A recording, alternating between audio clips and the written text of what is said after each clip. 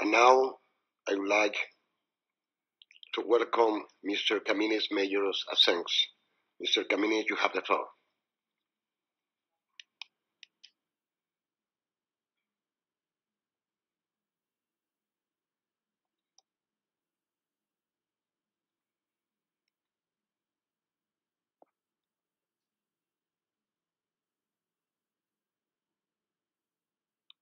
Señor Presidente, es un gran honor para mí estar aquí. Mr. President, it's a great honor for me to be here participating in the parliamentary work of the Council of Europe. I'd like to thank you personally for the very flattering words which you conveyed to me personally.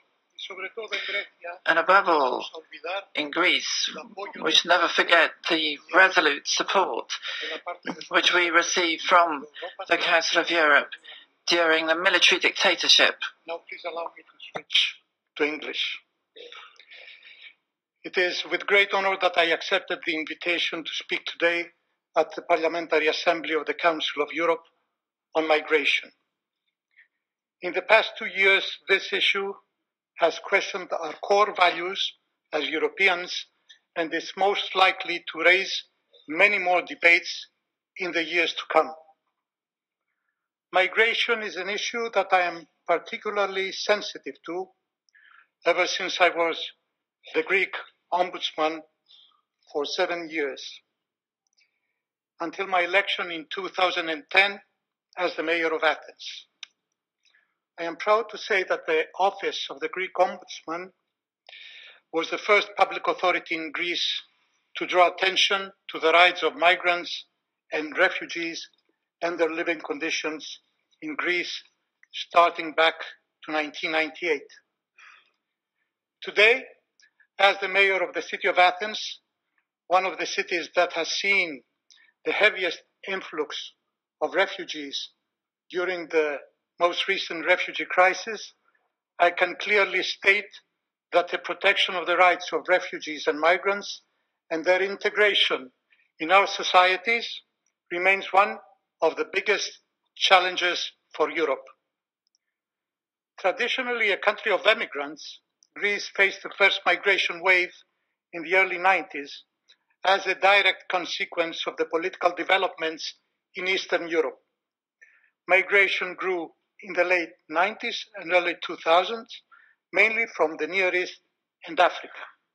Today, migrants make up approximately 20% of the city's legal residents. As the Greek ombudsman in the past, I reviewed thousands of cases and complaints pertaining to migration and refugee issues. Then I frequently observed that the state's recognition of this new reality for Greece was much slower than the situation required. In our reports over the years, we repeatedly stated that our country was making very slow progress in drawing up a clear and effective legal framework, whether it was for legal migrants, undocumented migrants, or asylum seekers. This slow progress unfortunately led to repeat condemnation of Greece by the European Court of Human Rights. The court did so on issues such as detention conditions, asylum procedures, discrimination on the distribution of social benefits to non-nationals, or, more recently, forced migrant labor.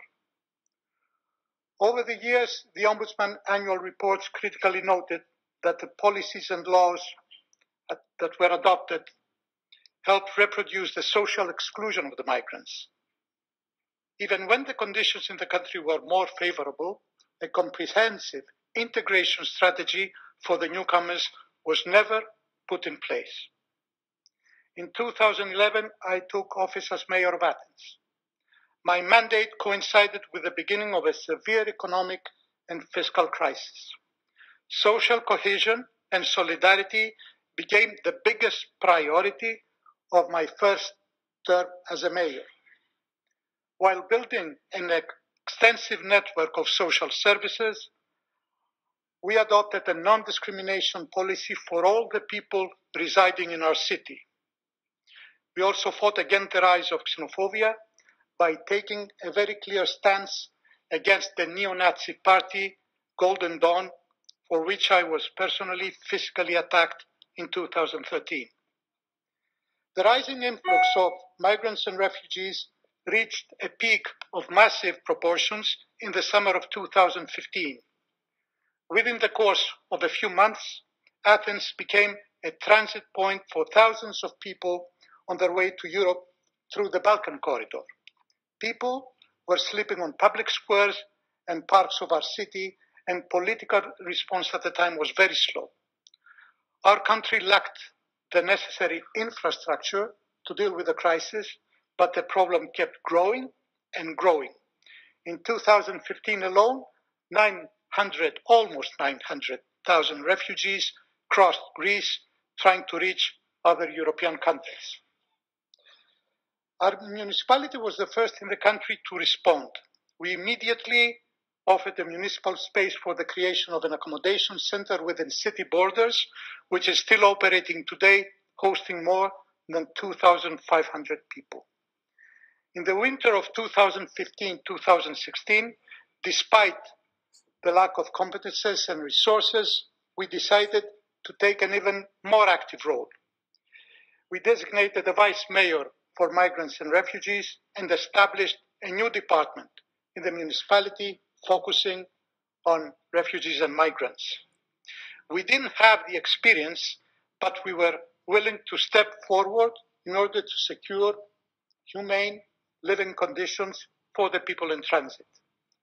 There was no time, I can assure you, of political debate. It was time for practical solutions.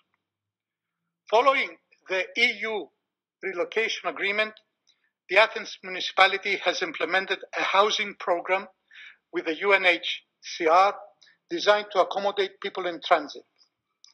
Following the closing of the borders in March 2016 and the common EU-Turkey statement, many people found themselves stranded in our country. We currently provide housing in 300 apartments rented by the municipality to secure decent living conditions for the refugees. Our new department is growing. Using European funds and donations, we have managed to create a coordination center in the city to provide a variety of services addressed to those people in need. And we are gradually focusing on integration. Today, the conditions for refugee and migrant integration in our society are tougher than before. The economic and fiscal crisis has created social tensions in our city and xenophobia that make our task more difficult. And new vulnerable populations have emerged, such as the unaccompanied minors. In addition to all that, the people that will be granted asylum status in Greece, traumatized by their journey and in a state of passivity for many months, in reality have no desire to stay in the country, but have been left with no other choice. So how do we integrate a population that in reality doesn't want to be integrated? I would like to highlight here the role of European citizens and their cities. Many European citizens have shown that in times of crisis they are willing to share the heavy burden of responsibility and to work out effective solutions. Last year, the city of Athens launched the creation of a network that we called Solidarity Cities in Europe. It's an initiative of European cities, among them Madrid, Amsterdam, Barcelona, and yesterday we heard from the mayor of Strasbourg that this city is also going to participate. It is an initiative to deal with the multiple challenges of our times created by the refugee crisis. So when member states are fighting over relocation quotas, there are some big, important European cities that are taking the opposite stance. And they say, bring us refugees. The refugee crisis has shown that more than ever, local governments can play a crucial role in the protection of human rights. Ladies and gentlemen, allow me to draw your attention now finally to what I believe can be a useful lesson for all of us. First and foremost, the migration issue is here to stay. It is not temporary, it is far from being solved, and it will keep knocking on our door for many years to come. It is a concern for all European countries equally, and this is how it should be dealt with. The countries of entry cannot carry this heavy burden by themselves. Europe needs to provide answers and practical solutions to the migration challenges by protecting the fundamental human rights of those people and their right to build a new life in Europe. Experience has shown that every delay or refusal to face this reality turns into a structural problem that is much harder to solve. European states now have substantial experience to build better integration strategies. At the same time, peaceful coexistence requires that the newcomers accept European values and ideals. European cities and local governments can play a central role in implementing integration policies that promote peaceful coexistence and mutual respect among our citizens. We have the advantage of being the governing entity that is the closest to the citizen, and social cohesion is at the core of our policies. But we cannot act on our own. We need support to do it. Better coordination with regional and central governments, and more competences and allocation of funding. We need our role to be acknowledged. Migrant and refugee presence should be seen as a unique source of wealth for European cities, as a main component of our inclusive and dynamic development.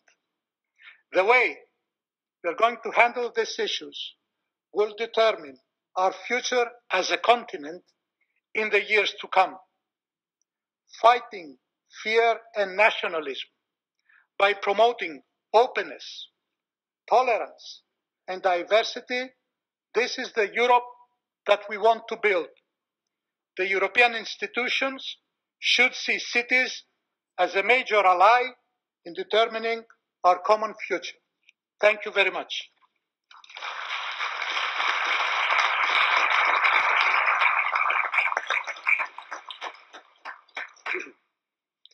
Thank you very much, Mr. Kamínης.